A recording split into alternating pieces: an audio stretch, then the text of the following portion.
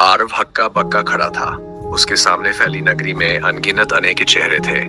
हर एक बोल रहा था, हम सब अने हैं और तुमने हमें मिटा दिया। हवा में अजीब सा कंपन था, जैसे हर आवाज किसी गहरे भाव से जुड़ी हो। आरव ने आंखें बंद की और खुद को संभालते हुए धीरे से कहा, अगर ये भ्रम है तो मैं इसे तोड़ूंगा। एक बूढ़ा व्यक्ति जो अने जैसा ही दिखता था उसके पास आया और बोला, ये भ्रमलोक है।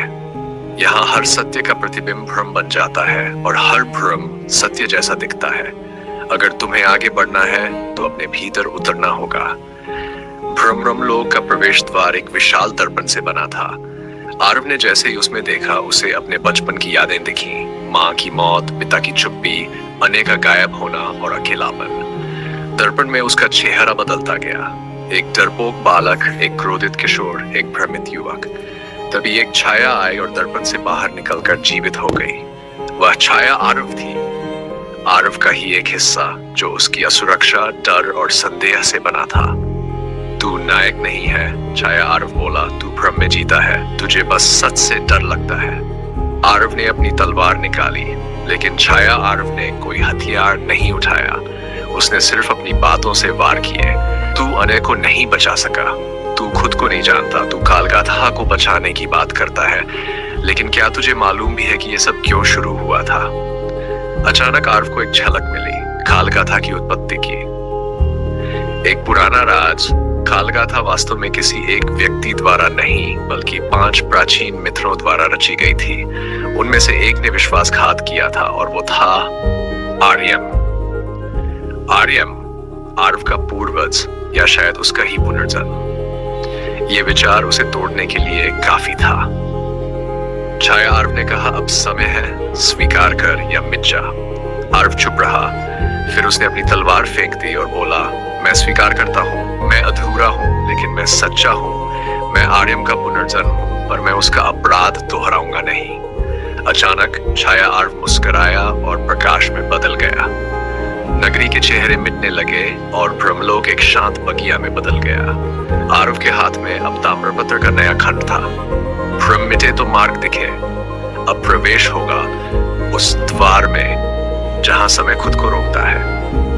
आरव जैसे ही बगिया से निकलता है, उसे घड़ी मिलती है जो उल्टा चल रही होती है, और सामने एक साधु बैठा है जो कहता है, समय रुक गया है आरव, अब तुम्हें समय से नहीं खुद से दौड़ लगानी है।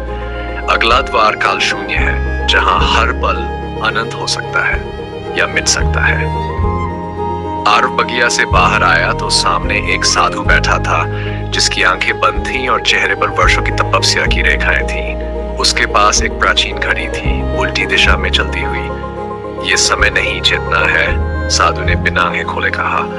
काल शून्य में तुम केवल समय के साथ नहीं, अपनी आत्मा के सबसे गहरे सत्य से भी लड़ोगे। आरव ने जैसे ही उस उल्टी घड़ी को छुआ, पूरा दृश्य बदल गया। वह एक अंधेरे कमरे में खड़ा था और उसके चारों ओर दीवारों पर समय की घटनाएं चल रही थीं, जैसे हर एक माँ की मौत की गायब होना, बचपन के अकेले पिलपन के पल। हर वो क्षण जो उसने बदलना चाहा अब उसकी आंखों के सामने था। एक आवाज गूंजी, आर्यम की, हर बदलाव एक नई पीड़ा को जन्म देता है। क्या तुम अपने अतीत को फिर से जीने के लिए तैयार हो? आरव ने देखा कि उसे हर उस निर्णय को फिर से लेना होगा, पर अगर उसने एक भी बदलाव किया तो वर्तमान पूरी तरह बदल जाएगा। पहली परीक्षा, माँ की मृत्यु। उसे फिर से वह दिन जीना था। इस बार उसे अवसर मिला माँ को बचाने का, लेकिन जैसे ही वह आगे बढ़ा, घड़ी तेजी से चलने लगी और एक चेतावनी उभरी, जो समय से छेड़ेगा वो काल में खोएगा। आरव रुका, उसकी आंखों से आंसू निकल आए। वह पीछे हटा और फुसफुसाया, माँ, अगर मैं तुम्हें बचा लूं तो शायद मैं वो ना बन पाऊं जो आज हूं। तुम्हारा जाना ही मेरा मार्ग बना। तभी माँ की माँ प्रकट हुई, मुस्कुराई और बोली, तुम अब परिपक्व हो गए हो बेटा। यही है काल शून्य की परीक्षा। घड़ी फिर से सामान्य होने लगी, समय स्थिर हो गया। दूसरी परीक्षा, अन्य का गायब होना। इस बार वह अन्य को रोक सकता था, लेकिन तभी सामने एक और दृश्य उभरा। अन्य को गायब करने वाले उस रहस्यमयी साये का चेहरा धीरे धीरे स्पष्ट होने लगा, और वो चेहरा कोई और नहीं बल्कि आर्यम का था। क्या मैं ही अनेक हूँ? आरव स्तब्ध था। आर्यम की छाया बोली, ये तुम्हारा ही अंश है। भय और क्रोध में तुमने उस दिन उसे छोड़ा और मैं उसे ले गया। अब निर्णय तुम्हारा है, क्षमा या प्रतिशोध। आरव ने आंखें बंद की और बोला, मैं क्षमा करता हूँ, खुद को भी, तुम्हें भी। मैं अतीत को नहीं, अपने वर्तमान को चुनता हूँ। अचानक काल शून्य उजाले में बदल गया। घड़ी गायब हो गई। उसके स्थान पर एक नई ताम्रपट पड़ी थी। जिसने समय को जीत लिया वो ही नियति को रच सकता है। अब अगला द्वार यथार्थ लोक है, जहां कल्पना और सच्चाई का अंतर मिट जाता है। आरव जैसे ही बाहर आता है, एक नई दुनिया उसके सामने होती है। एक जगह जहां उसकी कल्पनाएं सच बन चुकी है। पर एक आवाज गूंजती है, जो यथार्थ बन जाए वह कभी कल्पना नहीं रहा। अब खुद तय करो आरव, नायक बनोगे या अपने ही स्वप्नों का बंदी। आरव ने महसूस किया कि वह एक युद्ध भूमि में खड़ा था, जहां चारों ओर आग और रक्त का माहौल था। लेकिन ये कोई सामान्य युद्ध नहीं था, ये उसका खुद का युद्ध था। उसे वह सभी पलों का सामना करना था जो उसने अपनी यात्रा में झेले थे। धोखा, संघर्ष, दुख और भय। अचानक एक सेना उसके सामने खड़ी हो गई। हर सैनिक का चेहरा उसे जान पहचान का लग रहा था। वे सभी उसके मित्र थे, या फिर वे लोग जिन्हें उसने अपने जीवन में किसी न किसी रूप में छोड़ दिया था। हर एक का चेहरा एक गहरी उम्मीद और गम से भरा था। तुमने हमें छोड़ दिया था, एक सैनिक ने कहा, अब हमें तुम्हारी मदद चाहिए। आरव का दिल भारी हो गया।